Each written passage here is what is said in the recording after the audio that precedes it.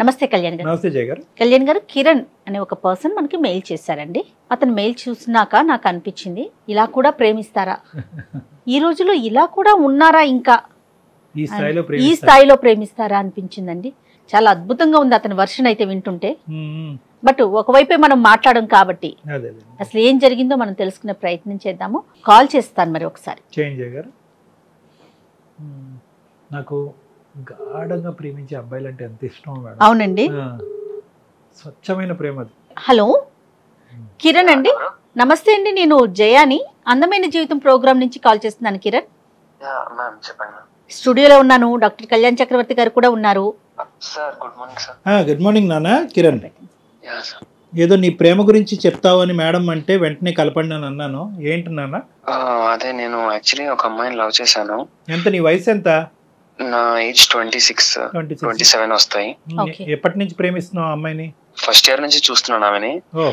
అప్పటి నుంచి నాకు కొంచెం ఆమె అంటే ఇష్టమే. పెళ్లి చేసుకోవాలని ఒక థాట్ వచ్చింది నాకు.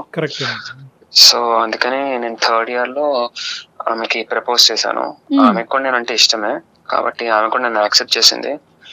సో అప్పటికే తన మనసులో ఉన్నదా కిరణ్ అనే అబ్బాయిని? తన లోపల అంటే బయటికి చెప్పలేదు కానీ నువ్వు చెప్పిన తర్వాత చెప్పింది. అవును, అంటే ఆమెకి ఇష్టమే నేనంటే, కానీ ఫ్రెండ్ లాగా మాట్లాడే వాళ్ళం మేము. కానీ ఎప్పుడైతే నేను ఆమెకి నేను ఎలా అయితే ఆమె గురించి ఫీల్ అవుతున్నాను అని చెప్పాను, అప్పటికెళ్ళి ఆమె కూడా నన్ను కూడా లవ్ చేసింది. ఆమె కూడా. ఇప్పుడు ఏం చేస్తున్నారు కిరణ్ మీరు? నేను జాబ్ చేస్తున్నాను మ్యామ్. నేను ఒక ఐటీ జాబ్ చేస్తున్నాను. నాకు ఒక 1 lakh ప్యాకేజ్ ఉంటుంది ప్రెసెంట్. నేను బీటెక్ అయిపోయింది. తర్వాత మేము అనుకున్నాం ఇంకా సరే నేను మంచి జాబ్ తెచ్చుకుని నేను మీ ఇంట్లో వచ్చి మాట్లాడతాను, మా పేరెంట్స్ ని తీసుకొచ్చి మాట్లాడతాను అని చెప్పాను. సో దానికి ఆమె కూడా అగ్రీ చేసింది. ఓకే వచ్చి మాట్లాడు, మా నాన్నకు కూడా చెప్తాను నేను అని చెప్పింది. So I'm very happy that. దాని తర్వాత నేను మా పేరెంట్స్ ని తీసుకుని వెళ్ళాను. వెళ్ళి వాళ్ళ ఇంట్లో మాట్లాడదామని వెళ్తే వాళ్ళ నాన్న చాలా అవమానంగా మాట్లాడారు. చాలా బాధగా అనిపించింది నాకైతే అప్పుడే. అంటే నీ స్థాయి ఏంటి, అసలు నువ్వు ఎవరు, నువ్వు అసలు మావాడివేనా అన్నట్టు మాట్లాడారు. అంటే ఇది ఎక్స్పెక్ట్ చేయలేదా కిరణ్? అంటే మీ గర్ల్ ఫ్రెండ్ నీతో చెప్పలేదా ఇలా మా నాన్న యొక్క రియాక్షన్ ఇలా ఉంటది? డైరెక్ట్ గా ఇంటికి పట్టుకెళ్ళిపోయింది. ఆ అమ్మాయి పేరేంటన్నా? అమ్మాయి అని ప్రసార్ అంటాం బాగాలేదు. ఆ అమ్మాయి పేరేంటి? ఆ అమ్మాయి పేరు Madhuri. Madhuri Kiran love story. Okay చెప్పనన్నా. నువ్వు కొంచెం జాగ్రత్తగా మాట్లాడు, నువ్వు మంచిగా మాట్లాడితే డాడీ కూడా యాక్సెప్ట్ చేస్తారు అని చెప్పింది. అంటే ఫైనాన్షియల్ స్టేటస్ గురించి ఎంక్వైరీ చేశారా? ఏం చేశారు కిరణ్? అంటే అది క్యాస్ట్ కమ్యూనిటీ గురించి అడిగారు. అవునండి. ఇక్కడే కొంచెం మాకు కొంచెం ఇలా డౌన్ అయిపోయాం మేము కొంచెం బాగా. అలా అడిగేసరికి మీ స్థాయి ఏంటి, మీకు అంత అర్హత ఎక్కడి నుంచి, నేను మా ఊర్లో వాళ్ళకి ఏం చెప్పాలి, మీ స్టేటస్ లేదు ఏం లేదు, నువ్వు నా కూతురు లవ్ చేస్తావా, ఇలాంటి మాటలు అనేసరికి ఇంకా నాకు చాలా బాధ అనిపించింది. సో ఫైనాన్షియల్ స్టేటస్, నాన్నగారు ఆటో నడుపుతున్నారు అనేది ఒకటి, ప్లస్ కులం కూడా కొంచెం చాలా లో క్యాస్ట్ అలా, అందుకని. అండ్ అలాగే వాళ్ళు కూడా కొంచెం హై క్యాస్ట్, దాని వల్ల కొంచెం అలా అయ్యింది.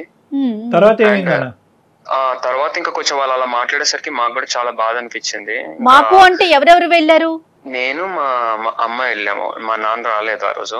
అమ్మగారు వచ్చారు. ఇద్దరం కలిసి వెళ్ళాము. వాళ్ళ డాడీ కొంచెం మంచి గవర్నమెంట్ జాబ్ అవుతుంది వాళ్ళ డాడీది. అండ్ వాళ్ళ మదర్ కూడా ఉన్నారు, హౌస్ వైఫ్. ఇంకా వాళ్ళ బ్రదర్ ఉన్నారు. బ్రదర్ మాత్రం ఇన్వాల్వ్ అవ్వలేదు. బ్రదర్ ఇన్వాల్వ్ కాలేదు. ఓన్లీ ఆమెనే వచ్చి మాట్లాడారు. సో మనం ప్రాక్టికల్ గా మాట్లాడుకుంటే మీ ఇద్దరి మధ్య తేడా అనేది అన్ని విషయాల్లో కొంత ఎక్కువగానే కనిపిస్తోంది, అంతేనమ్మా? అవునండి.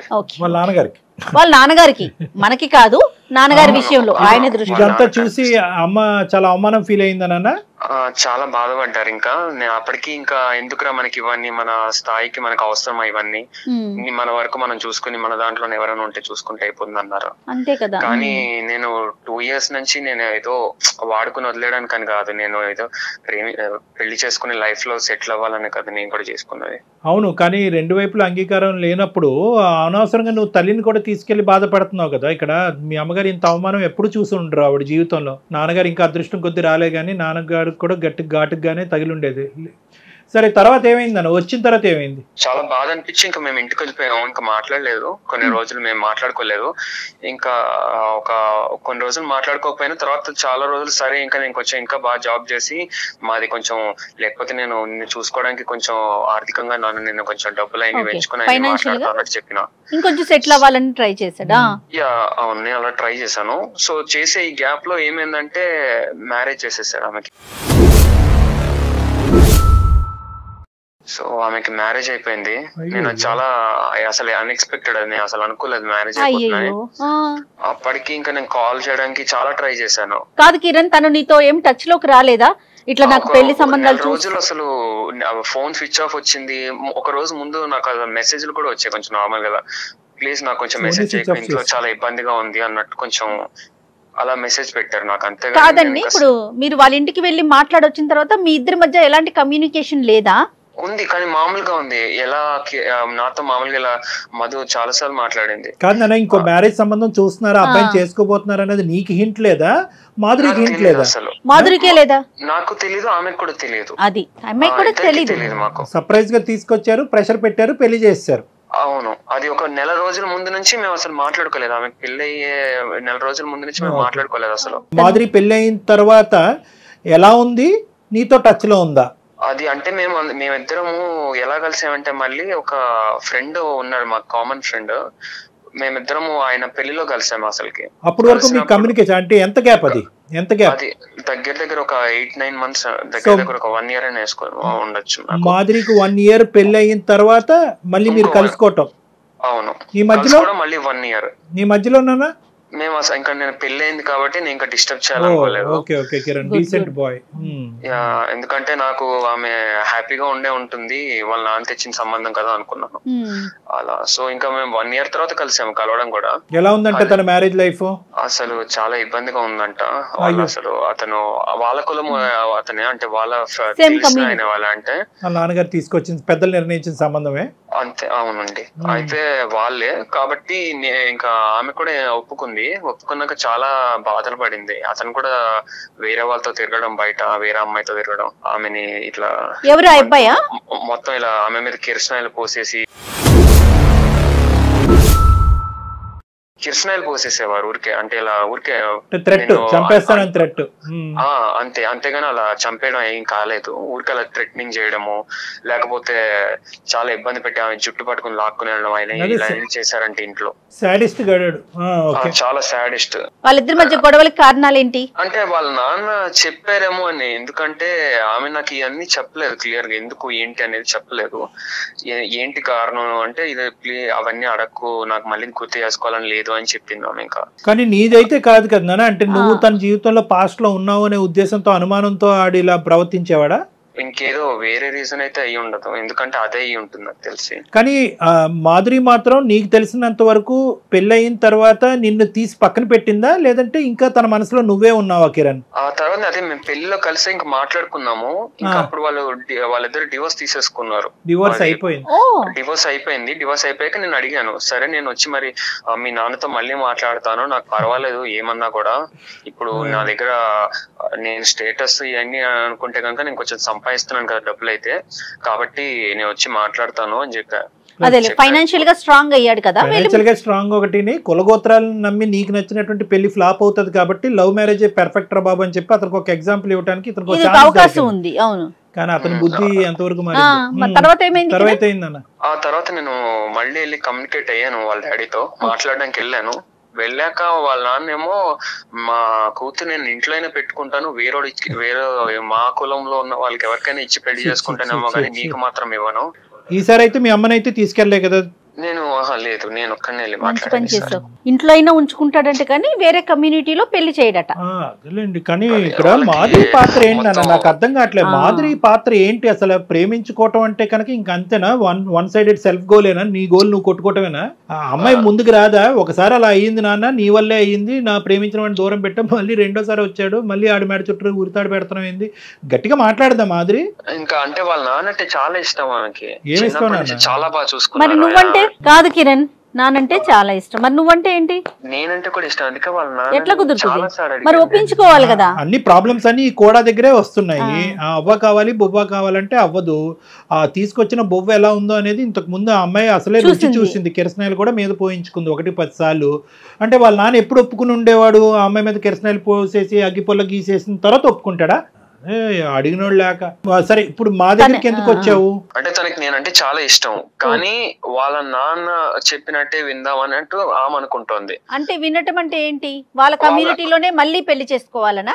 ఆహా, అంటే వాళ్ళ నాన్న కన్విన్స్ చేసి ఇంట్లో ఒప్పించే పెళ్లి చేసుకుందాం మనం, పారిపోయి కాదు అన్నట్టు. సో ఇన్ని జరిగిన అంటే ఇక్కడ మనకు కనిపించేది ఏంటంటే కిరణ్, ఇన్ని సంఘటనలు ఇంత పరిస్థితి వచ్చినా కూడా ఇప్పుడు కూడా మాధురి తండ్రిని నిందించట్లేదు, తండ్రి వైపు వేలెత్తి చూపెట్టట్లేదు. ఇంకా తండ్రి చెప్పే మాట శిరసా వహిస్తాను, తండ్రికి గీసిన గీత గీత, కమ్యూనిటీలో కానీ బయట నుంచి కానీ ఏదైనా తండ్రి తీసుకొచ్చిన సంబంధమే, అంతేనా? అంటే తను అంటే ఇష్టమే, తను నాతో రావడానికి ఇబ్బంది పడుతుంది. ఇంట్లో ఒప్పించే పెళ్లి చేసుకుందాం, చేసుకుంటే కూడా నన్నే చేసుకుంటాను అంటుంది. పెళ్లికి ముందు గానీ పెళ్లి తర్వాత గానీ మాధురి పాట మాధురిదే, అంతే. తండ్రి పాత్ర తండ్రిదే. ఎటొచ్చి ఏంటంటే ఈ అబ్బాయే పోరాడుతున్నాడు, అంతే. ఇబ్బంది పడుతున్నది కిరణ్ ఒక్కడే. కిరణ్ ఒకటే మేడం. ఇంకోటి ఏంటంటే మాధురిని కూడా ఇక్కడ ఏం అనలేకపోతున్నాం ఇక్కడ, ఎందుకంటే మాధురి చాలా అసర్టివ్ అండ్ స్ట్రాంగ్ ఫాదర్ అక్కడ. ఇక్కడ పాపం ఈ అబ్బాయి పరిస్థితి చాలా బాధాకరంగా ఉంది. ఏం చేయాలి నాన్న? ఇప్పుడు ఎవరితో మాట్లాడదాం? ఇప్పుడు నేను ఒకసారి మాధురితో కాన్ఫరెన్స్ పెట్టిస్తాను. ఒక్కసారి మీరు మాట్లాడి ఒకసారి ఆమెను కన్విన్స్ చేస్తే కనుక. నువ్వేం ఎక్స్పెక్ట్ చేస్తున్నావు మాధురి దగ్గర నుంచి? మాధురి నాతో పాటు బయటకు వచ్చేస్తే ఇంట్లోంచి నేను ఆమెను పెళ్లి చేసుకుని నేను ఎంత బాగా చూసుకుంటా అనేది చెప్పొచ్చు. ఇప్పుడు కొత్తగా ఈ ఐడియాలు మేము మాధురి బొర్రలో పెట్టలేములే కానీ అది కాదు. ఇప్పుడు బయటకు వచ్చేసే అమ్మాయి అయితే ఎప్పుడో వచ్చేసి ఉండేది అమ్మాయి. ఇప్పుడు డాక్టర్ కళ్యాణ్ చక్రవర్తి జయ చెప్పాలా నువ్వు బయటకు వచ్చే అమ్మాయిని? అలా కాదు. బేసికలీ ఏంటంటే ఆ అమ్మాయికి కొద్దిగా ఎక్కడ తండ్రిని కన్విన్స్ చేసేటటువంటి మార్గాలు ఎలా ఉంటాయి, ఏ విధంగా కన్విన్స్ చేయాలి. ఒకప్పుడు తండ్రి ఒప్పుకోకపోతే కనుక ఎటువంటి పెద్దవాళ్ళని ఇన్వాల్వ్ చేయాలి. తండ్రి కూడా రెస్పెక్ట్ ఇచ్చి తండ్రి కూడా మాట్లాడే కొంతమంది ఉంటారు కదా, ఆ వ్యక్తులను ఎలా ఇన్వాల్వ్ చేయాలి అనేది కూడా మనం మాట్లాడాలి. సో కాబట్టి ఏంటంటే నాన్న, ఫస్ట్ టైము కిరణ్ ఇంతకాలం ఓపిక పట్టాడు. చాలా గొప్ప. ఏంటి 3 సంవత్సరాల పాటు చూస్తూనే వ్యక్తపరచకుండా 3 సంవత్సరాల తర్వాత వ్యక్తపరిచి ఆ అమ్మాయి ఒప్పుకున్న తర్వాత, ఆ అమ్మాయి ఒప్పుకున్న 2 సంవత్సరాల తర్వాత తండ్రి వరకు తీసుకెళ్ళి, తండ్రి కాదు అంటే కనుక తలదించుకుని వెనక్కి వచ్చేసి ఆ అమ్మాయి మ్యారేజ్ని డిస్టర్బ్ చేయకుండా, రేపొద్దున మ్యారేజ్ డిస్టర్బ్ అయిన తర్వాత కూడా పాత కిరణ్ లాగే తండ్రిని ఒప్పించాలి అని అనుకునే ఒక మంచి కిరణ్ని ఈరోజు అందమైన జీవితం ద్వారా చెడ్డ కిరణ్ అని చెప్పించాలని మేము అనుకోవట్లే. కాబట్టి పారిపోయి వచ్చేసి లేచిపోయి వచ్చేసి అనేది ఈ వేదిక ద్వారా వద్దు, అది కాదు. ఎందుకంటే కనుక ఈరోజు ఆ తండ్రి చాలా గట్టి తండ్రి, చాలా మంచి తండ్రి అయినా కూడా చాలా పట్టు వదలనటువంటి విక్రమార్కుడు లాంటి తండ్రి అతను. రేపొద్దున ఈ పని చేస్తే కనుక ఆ అమ్మాయికి ఇప్పుడు చూపెట్టేది కాదు, అతను తర్వాత చూపెడతాడు ఒక విచిత్రమైన ప్రపంచం. అంతకు కూడా ఒడిగొడతాడు. అలా చేయటం ద్వారా మీ ఇద్దరి మధ్యన ఏదైతే కష్టపడి కింద మీద పడి పెళ్లి చేసుకున్న దాని యొక్క విలువ పోతుంది, ఆ సంతోషం పోగొట్టుకున్న వాళ్ళు అవుతారు. కాబట్టి చెప్పే విధానంగా పెద్దరికంగా మేము ఎలా చెప్పాలో అలా చెప్పడానికి ఒక ప్రయత్నం చేస్తాం. ఫస్ట్ మాధురికి ఫోన్ అయినాను. ఒకసారి చెప్పు మా ఇట్లా కళ్యాణ్ గారు ఉన్నారు, ఇది అందమైన జీవితం ప్రోగ్రామ్ అని మీరు మాకు చెప్పినాక నెక్స్ట్ మాట్లాడదాం. ఓకే. ఇంకా ఎందుకంటే ఈ అబ్బాయికి కూడా ఇంట్లోంచి ప్రెషర్ ఉంటది కదా, ఇంకెంతకాలం రానమ్మాయి కోసం వెయిట్ చేస్తావు అంటారు కదా. ఇంకా గొప్ప మనసు, పెళ్ళైనా నేను చేసుకుంటానని అడుగుతున్నాడు. పెళ్ళైనా పర్వాలేదు, ఆ అమ్మాయిని నువ్వే చేసుకొని పాప తల్లిదండ్రులకు వందనాలు. నమస్కారం. నాన్న మాట్లాడావా ఇంట్లో? ఏం మాట్లాడాలి కిరణ్, తెలుసు కదా నీకు డాడీ ఏం చెప్తారో. ఎన్నిసార్లు ట్రై చేసినా అదే చెప్తూ ఉంటారు. ఇంకా ఇంకొకసారి ట్రై చేసి కదా. నేను మళ్ళీ మాట్లాడినా, ఎంత చెప్పినా అదే చెప్తున్నారు. నేను ఆల్రెడీ చెప్పినా, మీరు చెప్పిన సంబంధం నేను చేసుకున్నా, ఏం జరిగిందో చూసారు కదా, అట్లీస్ట్ ఇప్పుడైనా ఒప్పుకోండి అని చాలా ట్రై చేశా, కానీ అసలు వినడం లేదు నా మాట. ఏదైనా పర్లేదు, కొంచెం టైం తీసుకొనైనా నీకు మంచి సంబంధం తెస్తా నేను అని అదే చెప్తున్నారు. అయితే నేను ఇది అందమైన జీవితం అని ఒక ప్రోగ్రామ్ ఉంది కదా, వాళ్ళకి మెయిల్ పెట్టా. యాక్చువల్లీ వాళ్ళు ఒకసారి మాట్లాడతావా? లేదు కొంచెం మాట్లాడు ఒకసారి. మాధురి సార్ చెప్పండి సార్. నమస్తే అమ్మా. ఏంటంటే ఇప్పుడు నా పేరు డాక్టర్ కళ్యాణ్ చక్రవర్తి, నాతో పాటు హోస్ట్ ఇక్కడ జయ గారు కూడా ఉన్నారు. అందమైన జీవితం ఇక్కడ మనం కొద్దిగా కాంప్లెక్స్, ఈజీగా తెగనటువంటివి, లేదంటే దీర్ఘకాలికంగా అలా స్ట్రెచ్ అవుతూ అందరినీ మానసికంగా పరీక్ష పెట్టేటటువంటి సమస్యలను మనం టేకప్ చేస్తున్నాం. మీది కూడా అలాంటిదే అనేది నా ఆలోచన. అందు గురించి వెంటనే ఫోన్ కలపడం జరిగింది. ఇప్పుడు ఇక్కడ ఎలా ఉంది అంటే పాపం కిరణ్ మీద పరిస్థితి అసలు అతను దయానీయమైనటువంటి పరిస్థితి వర్ణాతీతం. ఎందుకంటే ఇప్పుడు పాపం వాళ్ళ పేరెంట్స్ ఒప్పుకోవట్లేదంటే అది వేరే విషయం. పాపం వాళ్ళు మీ పెళ్ళికి ఇంతకుముందు నీ జరిగిన విడాకులైనటువంటి పెళ్ళికి ముందు మీ ప్రేమను వాళ్ళు అంగీకరించారు. వాళ్ళు చేసిన పాపం ఏంటి నాకు అర్థం కావట్లేదు. ఇప్పుడు నీది విడాకులు అయిన తర్వాత మళ్ళీ ఈ రోజు ఒంటరిగా ఉన్న నిన్ను మళ్ళీ అప్పుడు కూడా అంగీకరిస్తున్నారు. వాళ్ళ పేరెంట్స్ సైడ్ నుంచి ఎటువంటి అభ్యంతరం లేదు. కిరణ్ మాత్రం ఒక అమర ప్రేమికుడిలాగా అప్పుడు ఇప్పుడు ఎప్పుడు మాదిరి తప్ప ఇంకో జీవితమే లేదని అంటున్నాడు. ఇక్కడ ఎంతవరకు ఒక మనిషి తన జీవితాన్ని త్యాగం చేస్తాడు? ఎంతవరకు ఒక తల్లి తండ్రి వాళ్ళ కన్న కొడుకు కళ్ళెదురుకుంటే ఇలాగా దహించిపోతుంటే జీవితం సర్వనాశనం అవుతుంటే కనుక ఎంతకాలం వాళ్ళ తల్లిదండ్రులను నోరు మూసి నూరుకుంటారు? ఇప్పుడు నువ్వేమొచ్చి అమ్మ నాన్న కావాలి ప్రేమికుడు కావాలి అంటున్నాడు. కానీ ఇక్కడ నువ్వు కావాలి అని అంటూనే ప్రేమికుడిని ఏమొచ్చి రబ్బర్ బ్యాండ్ లాగా సాగదీస్తున్నావు. మీ నాన్న మాత్రం అలా గుప్పెట్లో పెట్టుకుని కాపాడుకుంటున్నాం. మీ నాన్నతో గొడవ పడమని అనట్లేదు, మాట్లాడే విధంగా మీ తండ్రితో మాదిరి నువ్వు మాట్లాడేవా అని అడుగుతున్నావు. కిరణ్ కాల్ చేశారు నాన్న.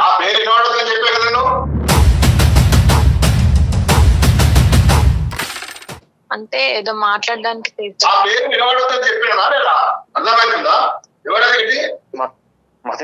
హలో హలో బాబు, నీకు ఇంత ముందు చెప్పా కదా అంకుల్. ఎంత మంచి చెప్పినా నీకు అర్థం కదా? కాదు అంకుల్, నాతో ప్రాబ్లం ఏంటి అంకుల్? నేను సంపాదిస్తున్నాను కూడా కదా అంకుల్. నెలకి ₹1,00,000 వస్తాయి అంకుల్. ఎవరికి ₹1,00,000? అసలు నువ్వెక్కడ నేనెక్కడ? అసలు నీకు నాకేమైనా పొంతన ఉందా? అంకుల్ మీరు ఆల్రెడీ ఒక మ్యారేజ్ చేశారు కదా అంకుల్, అది చూసారు కదా ఎలా అయిందో మొత్తం పెళ్లి. అది పెళ్లి అయింది, డివోర్స్ అయిపోయింది. అతను అంతా టార్చర్ చేశాడు. నేను 2 years నుంచి లవ్ చేస్తున్నాను. పర్వాలేదు, ఇంకోటి అయినా కూడా పర్వాలేదు. నాకు నీకు చాలా చాలా దూరం ఉంది. అది నా కమ్యూనిటీ వాడైనా నా కమ్యూనిటీ వాడు ఎవడైనా పర్లేదు నేను ఇచ్చుకుంటాడు. దీనికి నీకు సంబంధం లేని విషయం. నువ్వెక్కడ నేనెక్కడ? ఇప్పుడు ఏంటి అంకుల్ ఇన్ని ఇయర్స్ ఎప్పుడు అంకుల్? అది ఎన్ని ఏళ్ళు అయింది అంకుల్ అదంతా అయిపోయి? ఇప్పుడు ప్రెసెంట్ ఏంటి అంకుల్? అసలు లవ్ చూస్తారు అంకుల్ ఏంటి? మేము ప్రేమించుకుంటున్నాం. అది అసలు ఏంది? అసలు నీకు ఏం అర్థమవుతుంది?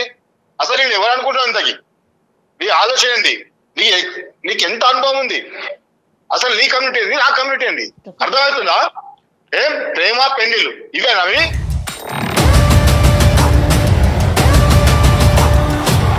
అంకుల్ కనీసం నా పొంతన కూడా నువ్వు చేరలేవు. అర్థమైందా? తలెత్తుకొని తిరగలవా సొసైటీలో? వద్దని చెప్పే కదా. ఎప్పటికైనా నీ పద్ధతులు ఉండు. సార్ గురుగారు నమస్తే, నేను కూడా లైన్లో ఉన్నాను. నేను ఉన్నానని మీకు తెలియలేదు అనుకుంటాను. నా పేరు డాక్టర్ కళ్యాణ్ చక్రవర్తి. నాతో పాటు హోస్ట్ జయ గారు ఉన్నారు. మేము అందమైన జీవితం అనే కార్యక్రమం సుమన్ టీవీ నుంచి ఫోన్ చేస్తున్నాం. అంటే మేము బేసికలీ ఏంటంటే ఒక 2 నిమిషాలు ఓపిక్గా వినండి గురుగారు. మీ పేరు నేను అడగలేదు. మీ పేరు సతీష్ కుమార్ అండి. సతీష్ కుమార్ గారు. నమస్తే సతీష్ కుమార్. మీరు ఎవరు అని అడుగుతారేమో అని అనుకున్నాను, కానీ అడగకముందే బహుశా యాక్సెప్ట్ చేశారు నన్ను మాట్లాడటం. సంతోషం. నేనేంటంటే ఏదో గొడవలు పెట్టేటటువంటి గురించి రాలేదు. సానుకూలంగా ఈ ఇష్యూని ఎలా రిజాల్వ్ చేయాలి, మానసికంగా అందరినీ వేధించేటటువంటి ఈ 2 కుటుంబాలు 2 ప్రేమికుల మధ్యన ఏళ్ల తరబడి నానుతున్నటువంటి ఈ అంశాన్ని సానుకూలమైనటువంటి పరిస్థితుల్లో ఒక మంచి సొల్యూషన్ చెప్పాలి అనేటటువంటి ఉద్దేశంతో నేను ఈరోజు మీకేం అవడనుకోండి కానీ కిరణ్ని సంప్రదించడం జరిగింది. కిరణ్ ఏమొచ్చి మాధురికి ఫోన్ కలిపాడు. ఈ లోపల మాధురితో పూర్తిగా మాట్లాడకముందే మీరు వచ్చారు. ఎందుకంటే మీ పాత్ర ఇక్కడ పెద్దది. ఎందుకంటే మాధురి 2 మాటలు చెప్పినా అంతకు మించి మాధురి చెప్పలేదు అనేది 5-6 సంవత్సరాలు బట్టి కాలం నిర్ణయించింది. ఏదైనా పెద్ద పాత్ర పెద్ద మనసు చేసుకోవాల్సినటువంటి వ్యక్తి ఎవరైనా ఉన్నారు అంటే అది ఈరోజు సతీష్ కుమార్ గారే. కాబట్టి సతీష్ గారు, ఈరోజు కిరణ్ని మీరు యాక్సెప్ట్ చేయకపోవటానికి ప్రధానమైనటువంటి ఒక 3 కారణాలు మాకు చెప్పగలరు?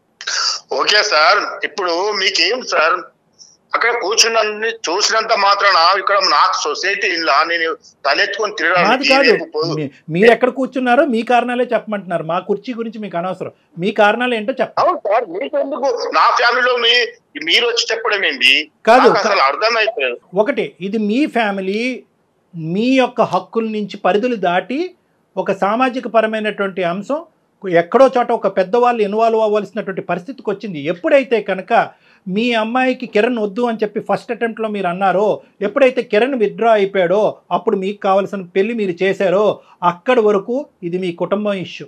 ఎప్పుడైతే మీరు చేసినటువంటి పెళ్లి ఫ్లాప్ అయ్యిందో, ఎప్పుడైతే కనుక మీ అమ్మాయిని చంపబోయాడో, కిరసనాయిలు పోసి మీ గొప్ప అల్లుడు చంపబోయాడో, అదృష్టం కొద్దీ ఆ పెళ్లిలోంచి బయటపడి మీ కన్న కూతురు మీ చేతుల్లో ఉందో, ఇక్కడి నుంచి ఇది సామాజిక పరమైనటువంటి ఒక అంశం, ఒక మనిషి ప్రాణాలకు సంబంధించినటువంటి అంశం, ఒక స్వచ్ఛమైనటువంటి ప్రేమకు సంబంధించినటువంటి అంశం. కాబట్టి సామాజికవేత్తగా ఒక సామాజిక పరమైనటువంటి అంశంలో నా ఇన్వాల్వ్మెంట్ ఉన్నది ఉంది. కాబట్టి ఇది దయచేసి నా ఇష్యూ, నా ఫ్యామిలీ ఇష్యూ అని మీరు అనద్దు. ఎందుకంటే కనుక వినండి సతీష్ కుమార్ గారు, మీకు నేను మర్యాద ఇస్తున్నాను, నాకు మీరు మర్యాద ఇస్తున్నారని అనుకుంటున్నాను. ఒక అంశం నేను చెప్తున్నాను, ఇక్కడ చాలా ముఖ్యమైనటువంటి అంశం. సమాజంలో పరువు హత్యలు అనేటటువంటిది విచ్చలవిడిగా జరుగుతున్నాయి, కొన్ని బయటకు వస్తున్నాయి, కొన్ని రావట్లేదు. ఆ స్థాయి కేటగిరీకి చెందినటువంటి ఈ అంశం కాదు అని అనుకున్నా కూడా ఇది దాని నుంచి ఎంతో దూరంలో లేదు అనేది ఈరోజు మీ టోన్ ద్వారా నాకు అర్థమవుతుంది.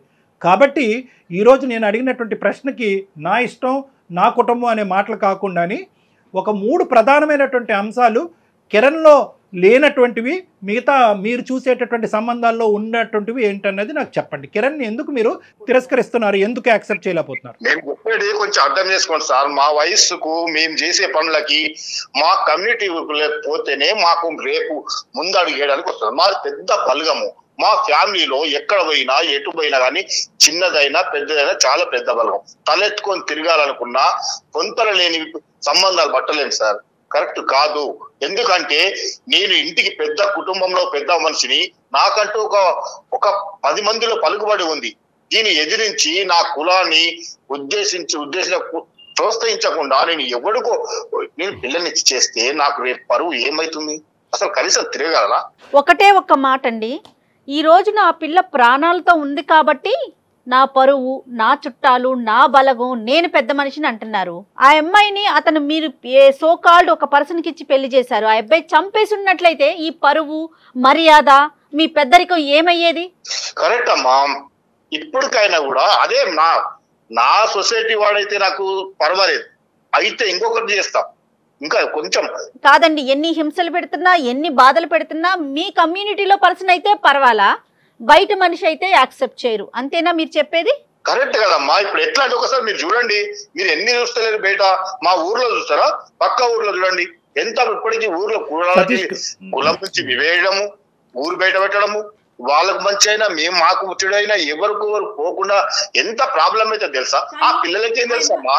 కాదండి, మీ అమ్మాయి మీ మీద ఇంకా చాలా గౌరవంతో ఒకసారి ఇబ్బంది పడి చావు బతుకుల మధ్య మీ ఇంటికి వచ్చినా కూడా ఇంకా మా నాన్న ఇష్టం, మా నాన్న మాట్లాడితేనే, మా ఇంట్లో వాళ్ళు ఒప్పుకుంటేనే నిన్ను పెళ్లి చేసుకుంటానని చెప్పి మీకు అంత గౌరవం ఇస్తోంది. మీరు ఒక్క మెట్టు తగ్గలేరండి పిల్ల సంతోషం కోసం? మీరే నుంచొని చేస్తే సొసైటీ ఏమంటదండి, మీ చుట్టాలు ఏమంటారు? మీరే నుంచొని చేస్తే ఏమన్నారండి? మమ్మల్ని ఏమన్నారమ్మా, కాకపోతే ఊరు బయట వదిలేస్తారు.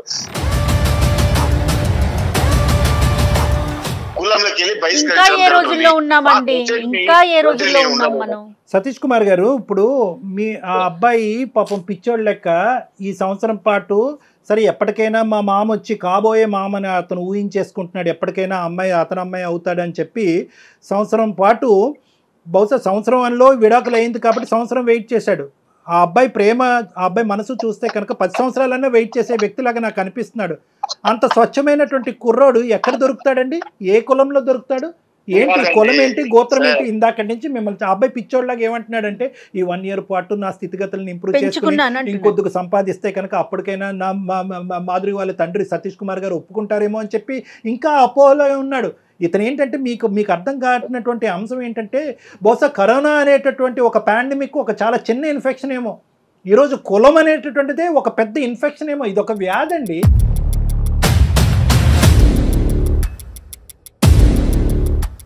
ఎందుకంటే కనుక మీ అమ్మాయి మీకు గౌరవం ఇస్తుంది, ప్రేమ ఇస్తుంది, పంచ ప్రాణాలు ఇస్తుంది.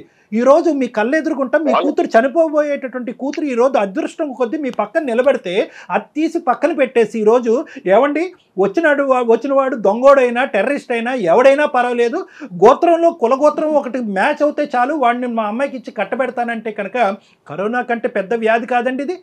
ఎంత పెద్ద ఇన్ఫెక్షన్ అండి, ఏ కులం అండి? నేను ఇందాక నుంచి ఒకే ప్రశ్న అడుగుతున్నాను. కిరణ్లో లేనటువంటి 3 అంశాలు, మీకు నచ్చినటువంటి 3 అంశాలు అంటే కనుక మీరు చెప్పినటువంటి పాట పెద్ద కులం చిన్న కులం, పెద్ద కులం చిన్న కులం, మా కులం మా పేరు, పెద్ద చిన్న ఏంటండి?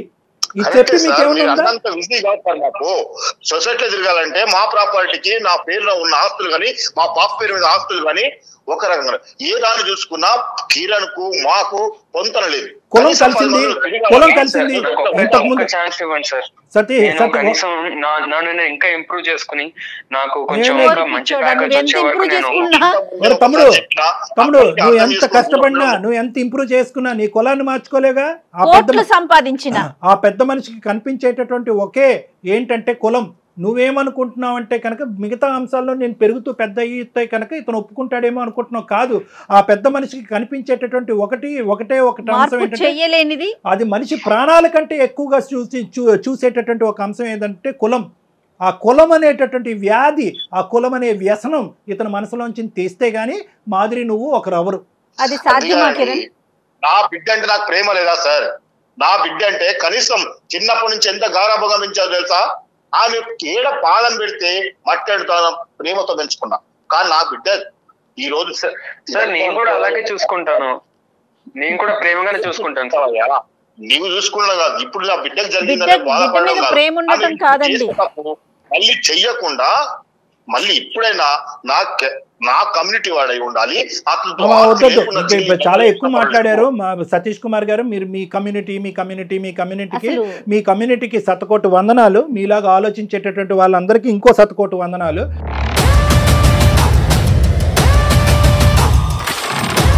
నేను ఒకటే చెప్తున్నాను, ఈరోజు మాదిరి ఇక్కడ మాట్లాడకపోతే బహుశా ఈ బండి ముందుకెళ్ళదు. నిజంగా మాధురికి ఇప్పుడు డిసైడ్ చేసుకోవాలన్నటువంటి సందిగ్ధ పరిస్థితి వచ్చింది. తండ్రి కూతుర్ల మధ్యన గొడవ పెట్టేటటువంటి ఉద్దేశం డాక్టర్ కళ్యాణ్ చక్రవర్తికి, సుమన్ టీవీకి లేదు. కానీ మీరు ఇంత మూర్ఖత్వంగా, ఇంత మొండిగా వ్యవహరిస్తుంటే కనుక ఖచ్చితంగా మాధురిలో ఒక ఆలోచనని తట్టి లేపవలసినటువంటి పరిస్థితి వచ్చింది. ఇప్పుడు ఈరోజు మాధురి ప్రేమ అంటుంది, అవ్వ కావాలి బువ్వ కావాలి అంటుంది. కానీ ఇక్కడ బువ్వ అనేటటువంటి తండ్రి చిన్నప్పటి నుంచి బువ్వ పెట్టినటువంటి ఒక తండ్రి ఈరోజు లాజిక్ లేకుండా మాట్లాడుతున్నాడు. తన పట్టినటువంటి కుందేలకు 3 కాళ్ళు అన్నట్టుగా మాట్లాడుతున్నాడు.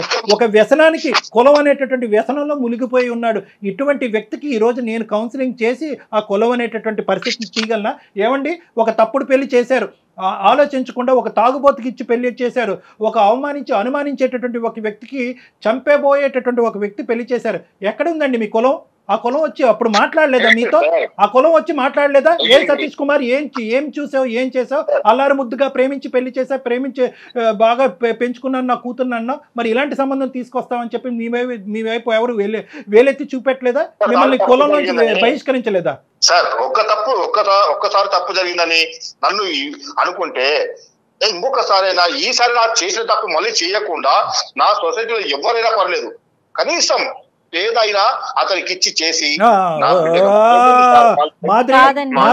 మాధురి ఈ రోజు నువ్వు మాట్లాడవలసినటువంటి పరిస్థితి ఆసన్నమైంది. ఒక్కసారి ఎప్పుడైనా రెస్పాండ్ నువ్వు కర్ర ఎరగకూడదు, పాము చావకూడదు అంటే అవ్వదమ్మా. ఇక్కడ ఏదో ఒకటి విరగాలి. నువ్వు గొంతెచ్చి నీ మనసులో ఉండేటటువంటి ఒకరు ప్రేమిస్తే అది ప్రేమ కాదమ్మా. ఒకరు ప్రేమించినంత మాత్రం పెళ్లి అవ్వదు. నిజంగా నువ్వు గాఢంగా నువ్వు కిరణ్ ని ప్రేమించేటట్టయితే కనుక ఈ రోజు మా యొక్క సపోర్ట్ నీకుంది, నువ్వు మాట్లాడాలి. చెప్పండి సార్. ఏం చెప్పాలమ్మా? నీ నాన్నగారి మాట నువ్వే వింటున్నావు కదా. ఏంటి నువ్వు చదువుకున్న దానివి, ఈ జనరేషన్ అమ్మాయివి. స్టార్టింగ్ నుంచి అదే చెప్తున్నారు. ఎప్పుడైతే మా లవ్ గురించి ఇంట్లో చెప్పామో అప్పటి నుంచి ఇదే చెప్తున్నారు. అయితే కిరణ్ గెట్ లాస్ట్ అని చెప్పు. కిరణ్ గెట్ లాస్ట్ అని చెప్పమ్మా. అతను బతుకుతాడు. ఎందుకు కిరణ్ ఇలా ఎండగడుతున్నావు? తాళ్ళ మీద వేసి బట్టలు ఉతికినట్టు ఉతికారు, అవమానించవలసిందంతా అవమానించారు. వాళ్ళు దిక్కులేనటువంటి పరిస్థితి తీసుకొస్తున్నారు. ఆ అబ్బాయి పెళ్లి చేసుకోకుండా తడిగొట్టు కట్టుకుని అలా కూర్చున్నాడు. పొమ్మను ఎందుకు పెట్టాను ఆయన ట్రై చేసి నేను చాలా సార్లు చెప్పాను, మా ఇంటికి రాకు, నిన్ను చాలా అవమానిస్తున్నారు, అది నాకు నచ్చట్లేదు. అయినా కిరణ్ వినట్లేదు. కిరణ్ వినట్లే కాదు, మాధురి మనసాక్షి ఏం చెప్తుంది? ప్రేమించేవాడిని ఒకరిని ప్రేమిస్తుంది, తండ్రి పెళ్లి చేస్తే ఇంకోటి పెళ్లి చేసుకుంటుందా? అదే నా ప్రేమ అంటే? ఎందుకమ్మా జీవితాలతో ఆడుతారు మీరు ఇలాగా? నిజంగా మీ నాన్న ఇంత కర్కోటమైనటువంటి మనిషి అయితే కనుక అసలు ప్రేమ అనే లూప్లోకి ఎందుకు దించావు ఆ కుర్రోడ్ని? నీకు తెలీదా మీ నాన్న యొక్క వ్యక్తిత్వం? కులగోత్రాలు మ్యాచ్ అవ్వకపోతే అటువంటి పెళ్లికి వెళ్ళడు, అటువంటి పెళ్లిని ఆశీర్వదించడం అనేటటువంటి మీ తండ్రి గురించి కూతురుగా నీకు తెలీదా? మీ ఇద్దరమే కులాలా, మీ ఇద్దరమే గోత్రాలా, మీ అందరూ ఇలా చచ్చిపోవాలా? ఏం మాట్లాడుతున్నావు? లాస్ట్ ఛాన్స్ ఉంది బాబు. కిరణ్ తో చెప్పాను సార్, ఇలా మా డాడీకి క్యాస్ట్ ఫీలింగ్ చాలా ఉందని. తను ఏం చెప్పాడంటే ఫస్ట్ అయితే జాబ్ తెచ్చుకుంటాను, నేను సెటిల్ అయ్యాక మాట్లాడతాను, ఈ రోజుల్లో క్యాస్ట్ ఏముంది, సెటిల్ అయితే అందరు ఒప్పుకుంటారు కదా అని చెప్పాడు. సో నేను కూడా ఒప్పుకున్నాను సరే అని. ఎక్కువగా ఊహించుకోలేకపోయాడు కిరణ్. అమ్మ 2 దఫాలు తగిలిందమ్మా అతనికి డోసు, ఒక దఫా కాదు 2 సార్లు దఫా. ఎప్పుడు పెళ్లికి ముందు గోత్రం అనే మాట ఎత్తున్నటువంటి తండ్రిని తల్లిని కూడా అవమానించాడు. అప్పుడైనా కిరణ్కి బుద్ధి రావాలి. లేదు రెండోసారి భర్తను వదిలేసినటువంటి మాధురి వచ్చి నిలబడిన తర్వాత ఇప్పటికీ కులగోత్రాల గురించే తండ్రి మాట్లాడుతున్నప్పుడైనా కిరణ్కి బుద్ధి రావాలి. అతనిది పుట్టుకతో పెట్టినటువంటి వెన్నతో పెట్టిన విద్య కిరణ్. అతను మారాడు. నీకు మాధురి కావాలా? మాధురి నీకు ప్రేమ కావాలా? నీకు కిరణ్ కావాలా? అంటే మా డాడీ ఒప్పుకుంటేనే నేను చేసుకుంటాను పెళ్లి. సతీష్ గారు నేను ఒకటే మాట అంటున్నాను, ఇంత మంచి కూతుర్ని ప్రేమాన్ని త్యాగం చేసి తండ్రి మాట జబదాటకూడదు అనేటటువంటి 2 దఫాలు తన జీవితం అన్యాయం అయిపోయినా పర్లేదు, తండ్రి మాటను కొట్టేయకూడదు అనేటటువంటి కూతురి ప్రేమని మీ ప్రేమ ముందు ఏంటండి చెప్పండి? మీ ప్రేమ పనిచేస్తుందా? ఇటువంటి మంచి కూతుర్ని అటువంటి మంచి అల్లుడిని తీసుకురాగలరా మీరు? నేను ఛాలెంజ్ చేస్తున్నాను. ఒక్కసారి నా మాట వినండి. నేను విన్ను మీ గోత్రం అనే గోత్రం అనే మాటలు తప్ప ఏదైనా వింటా. మీరు అది తప్ప ఇంకేం మాట్లాడట్లే. ఇంకా మాట్లాడలేదు. వాళ్ళిద్దరికి పెళ్లి చేయండి, వాళ్ళ పెళ్లికి నేను గ్యారంటీగా నిలబడతా. చెయ్యండి. ఒక్క మాట సార్, ఒక్కసారి చూడండి, వాళ్ళకి ఏం తెలుసు సార్ పెళ్లిల గురించి? 4 రోజులు నా బిడ్డ మీద మోజిపోతుంది, అవతల ఇంకా ఎక్కడో చేసిపోతాడు. అసలు ఎవరైనా వీళ్ళ గురించి నేను పబ్లిక్ లో తిరగకుండా నేను దూరంగా ఉండడము, నా అన్నదమ్ముళ్ళు బలగము ఎవరు నా ఇంటికి రాకపోవడం. 100 మందిని తీసుకురండి సార్. ఏమండి సతీష్ కుమార్ గారు, 100 మందిని తేండి. సో కాల్డ్ బలగం అంటున్నారు కదా, బలగాన్ని తీసుకురండి. ఆ బలగం అందరితో నేను మాట్లాడతా. ఏ బలగం అండి? ఏ బలగం వస్తుంది చెప్పండి? మీరెందుకు తలెత్తుకుని తిరగలేనంత పాపం పని మీరు ఏం చేశారు ఈ కాలంలో? మీరు ఇంకా ఏడా సార్, మీరు ఒక్కసారి మా ఊరి పొలిమరలో కూడా కనీసం మాకు పొంతన లేని మనిషితో నేను ఎట్లా చేసి ఉండగలను సార్ పెళ్లి? కాదు సార్, ఒకటే సతీష్ గారు, మీరు ఒకటే చెప్తా, మీరు ఇంత లోతుగా మీ వేరులతో పాటు ఈ ఆలోచన శైలి దిగబడింది. చూడండి, వాడు వదిలేసి వెళ్ళిపోతే, వాడు మోజు తీరిపోతే అంటే కనుక మీరు ఇవన్నీ ఈ కాకమ్మ కబుర్లన్నీ మాకు చెప్పొద్దు. ఎందుకంటే కనుక మీరు ఏ ముక్కు మొహం తెలియని వాడు కేవలం కులం మ్యాచ్ అయిందని తీసుకొచ్చి పక్కన కూర్చోపెట్టేవాడు కంటే 6 సంవత్సరాల పాటు లవ్ చేసి ఒక భగ్న ప్రేమికుడిలాగా అలా కూర్చుని అన్ని జీవితంలో అన్ని వదులుకుని వాళ్ళ కుటుంబాన్ని, తల్లిదండ్రుల యొక్క ఆశలు కోరికలు కూడా త్యాగం చేసినటువంటి కిరణ్తో మీరు తీసుకొచ్చే ఏ సంబంధాన్ని కూడా మీరు పోల్చలేరు. Full stop. మీరు మీ తరపున ఎవరైతే 3, 4, 5 పెద్ద మనుషులు ఉంటారో రండి నా దగ్గర. మీ అన్నదమ్ములు రండి. మీరు ఎవరో గౌరవించేటటువంటి మీ కులం ఎవరో 2, 3 పెద్దలు ఉంటారు కదా. అసలు ఇక్కడ జరిగేటటువంటి వాస్తవ పరిస్థితి, అసలు కిరణ్ ఎవరు, కిరణ్ ఎంత మంచివాడు, ఎంత గొప్పవాడు అనేటటువంటిది ఇప్పుడుకొచ్చి మీరు ఆ పెద్ద మనుషులకి ఎవరికి చెప్పలేదు అనేది నాది గ్యారంటీ. మీరు ఎవరికి చెప్పలే.